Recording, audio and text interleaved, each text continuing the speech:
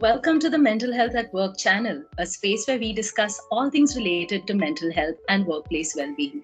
Mental Health at Work is a vertical of Equilibrio Advisory LLP. My name is Rosanna Rodrigues. I'm a mental health professional and an associate with Mental Health at Work.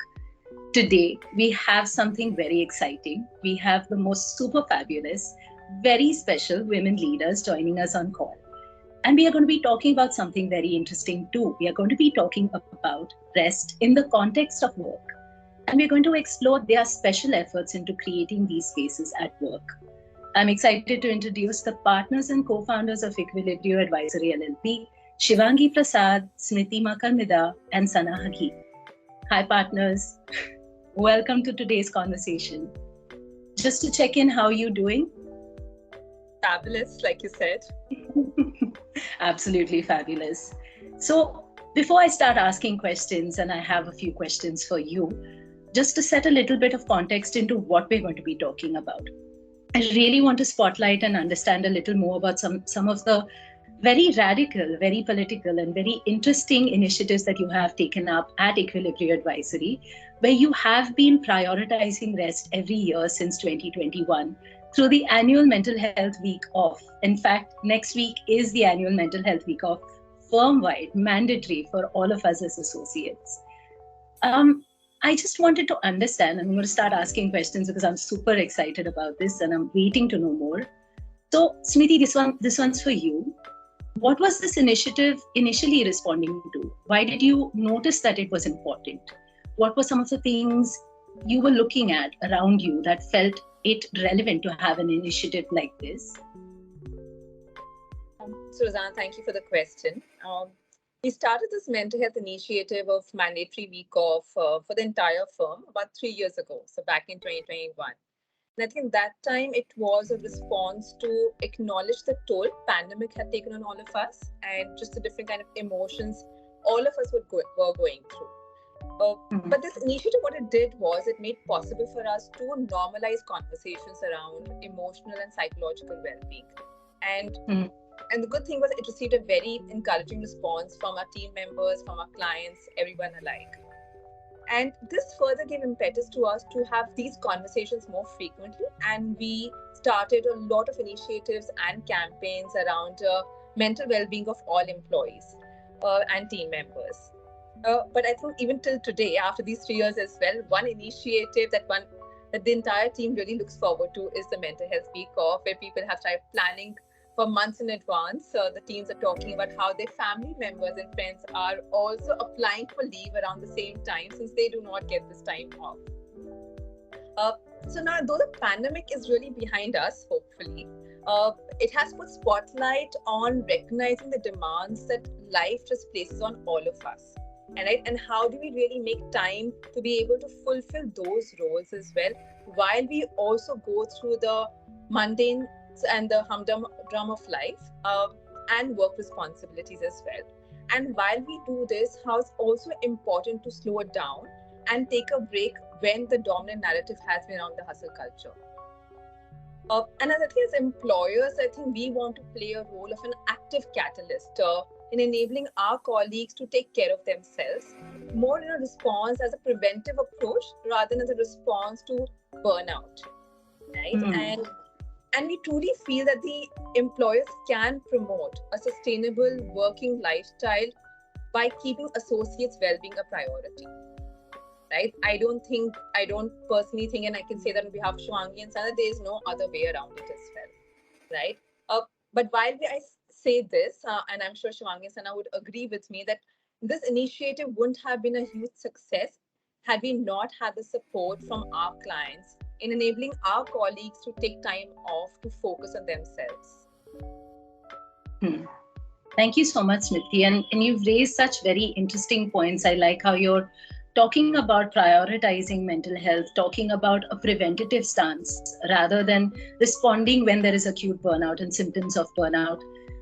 And you've acknowledged the hustle culture, and you're right in saying that that is the dominant narrative. That's something that we've been fed for so long, that we believe that we need to constantly be on the go, constantly be moving. And you've also brought up the client responses in this, and I just want to understand, given that there is the business end that you need to look at, given that there is the dominant narrative that you're, in a way combating when you do something like this, as leaders, what are some of those values, intentions, and hopes that go into making this commitment to your team every year consistently? What makes it possible? I think what makes it possible is, open communication with the team. So when we started this initiative, it was a result of one of the L&D conversations where we were having with the entire team.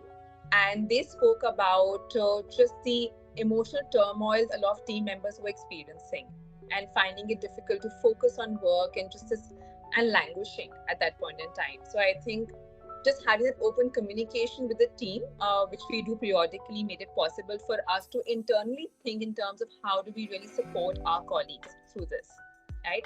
And secondly, I think holding on to this intention that employees' well-being is a priority for us, right? And this intention is something that also cuts across different initiatives and policies that we have at the firm level.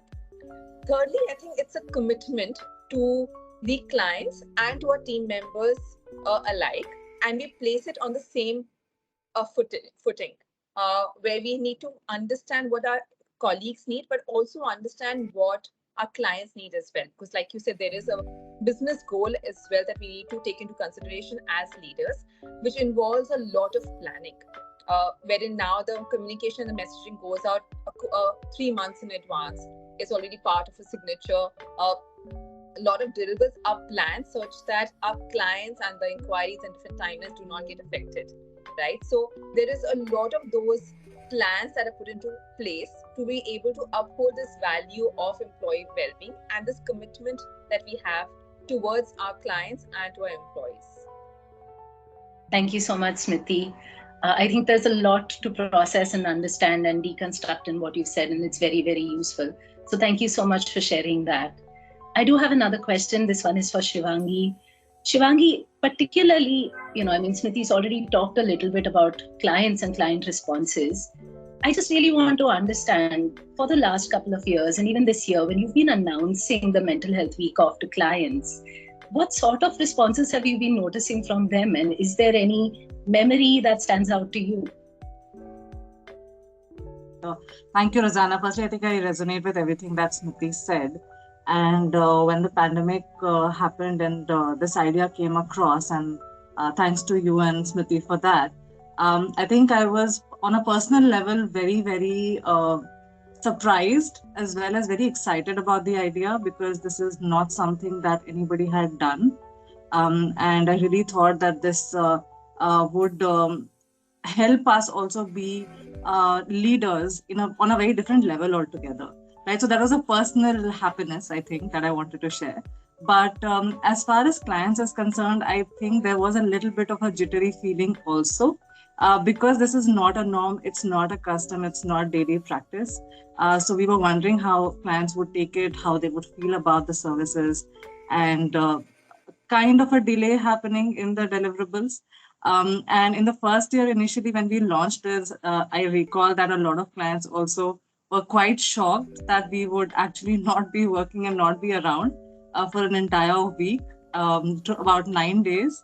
And I recall them saying that, is it even possible? The kind of questions that came up was, oh, maybe in your setup you can do it. Probably, in our setup it could be very tough, or this is not something that we've thought of, or it's a great thing that you're doing, but I'm wondering if it's possible in our setup as well. So, there was a lot of congratulations as well as self-reflection that was happening at our clients' end, which also I think was a great thing to see. And a lot of our clients acknowledged it, and few of them even implemented something similar at their own organization, which again was a great pat on all of our backs, I think.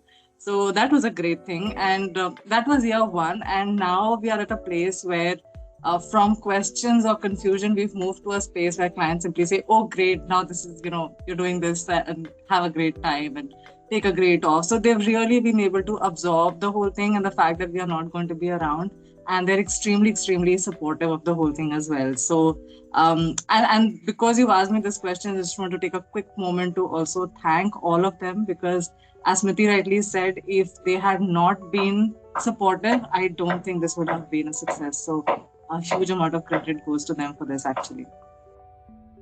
Thank you for that, Shivangi. I'm also seeing when we are, while this is our radical approach to rest at workspace, I'm also seeing how supportive networks, supportive people around us make it possible to do this consistently and sustainably. So thank you so much for sharing that. Sana, I have my last question for you. This is very specific, particularly to some of the time-sensitive processes that we have in place, particularly the inquiry process that we do, that is our expertise.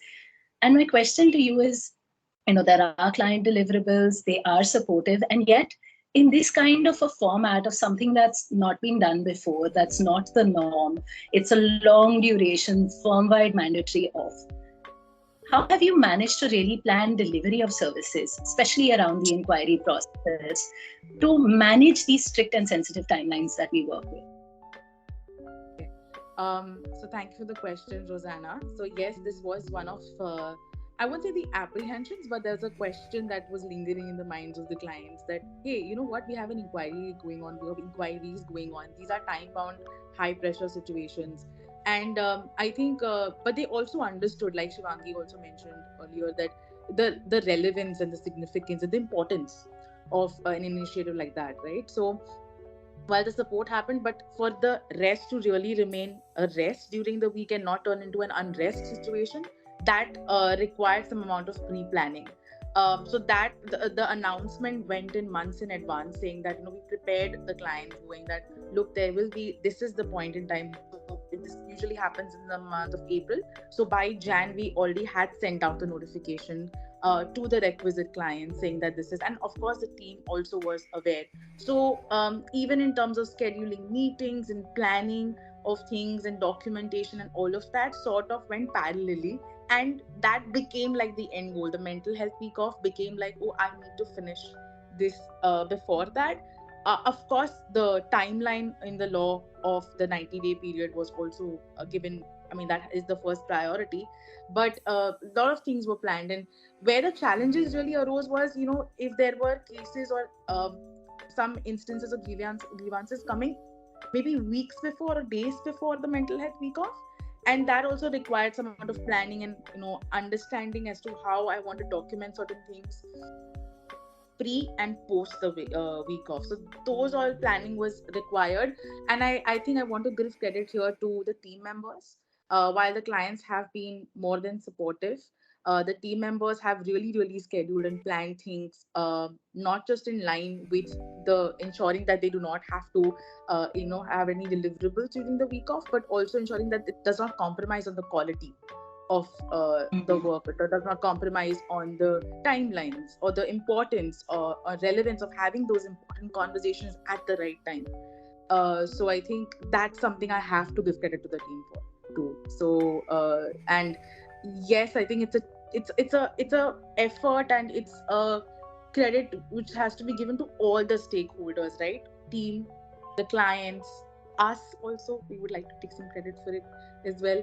So all of that, I think, has been an amalgamation of this being successful, even without compromising on the deliverables and the sensitivity and the time bound approach that one needs to take in an inquiry process. Thank you so much, Sana. And I'm hearing so many things. I'm hearing that there is a value, there is a hope, there is an intention, but there is also a very clear strategy that is being adopted and implementation that's very thoroughly being carried out to make it sustainable, or to make initiatives like this possible and even sustainable, right?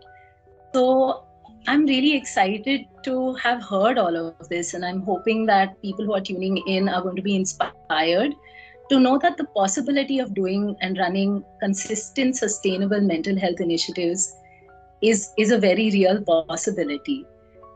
Before we close, just opening this to each of you as partners, if there's anything that you'd like to say before we sort of close today's conversation. Anything else you want to add about this, or you want to share with other women leaders or leaders who may be tuning in, wrestling with some of these doubts about mental health initiatives or breaks and rest? Do you want to go first? Sure. Yeah. So Rosanna, I think just taking on from what you said, that, how do we really make mental health initiatives sustainable?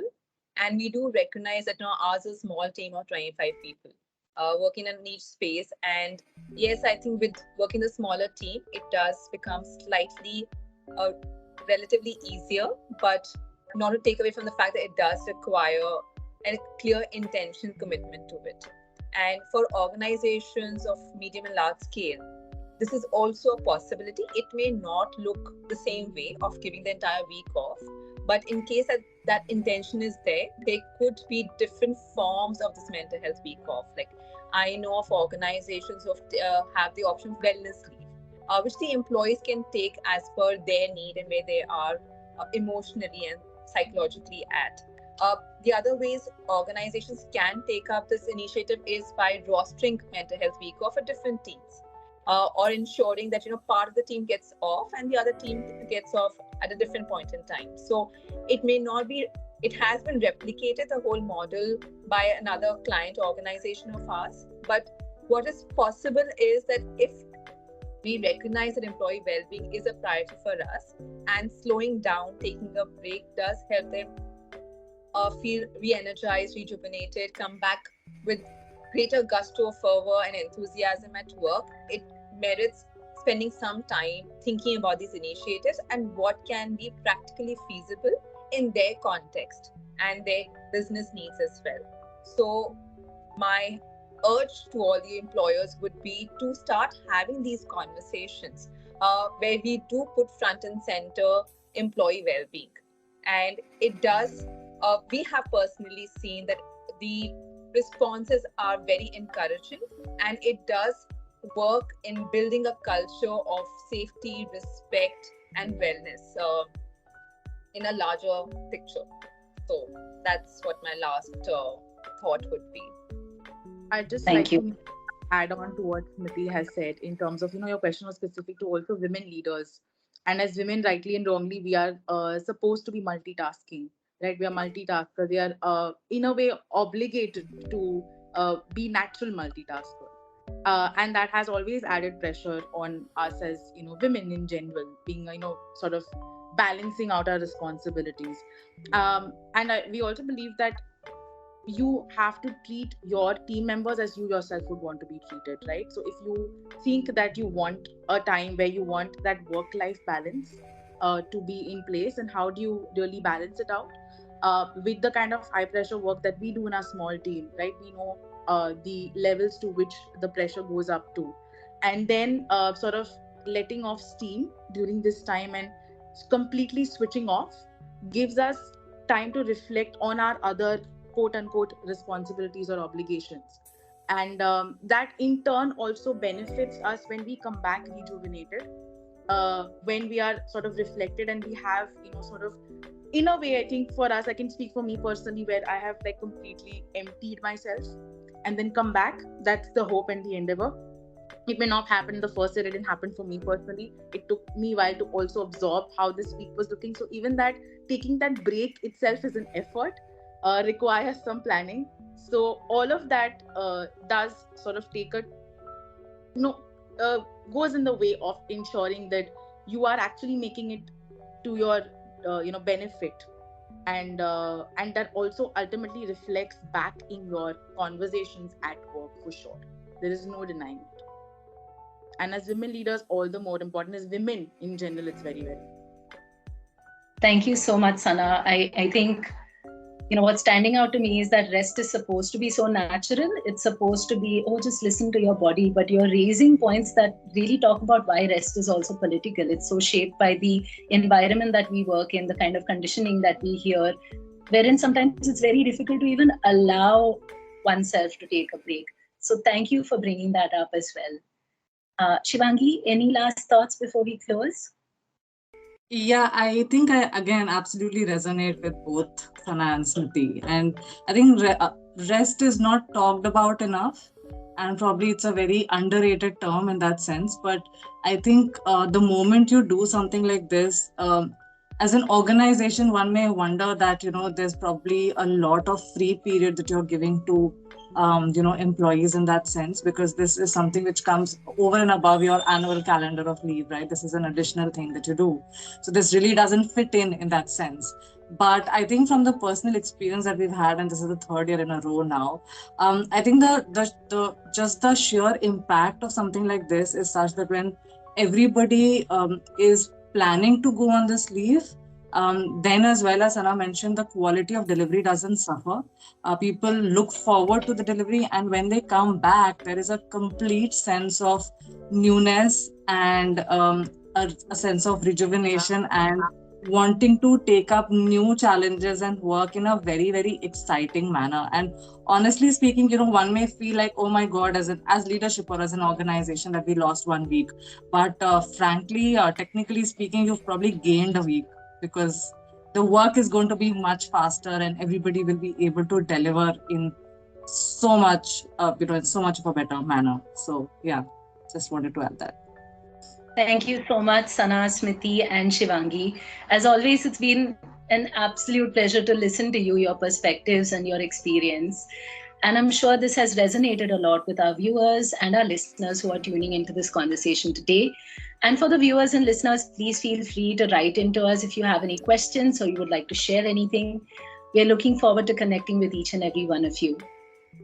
So until next time, thanks everyone. That's all for today. Bye. Thank you, and thank you for the initiative. Bye.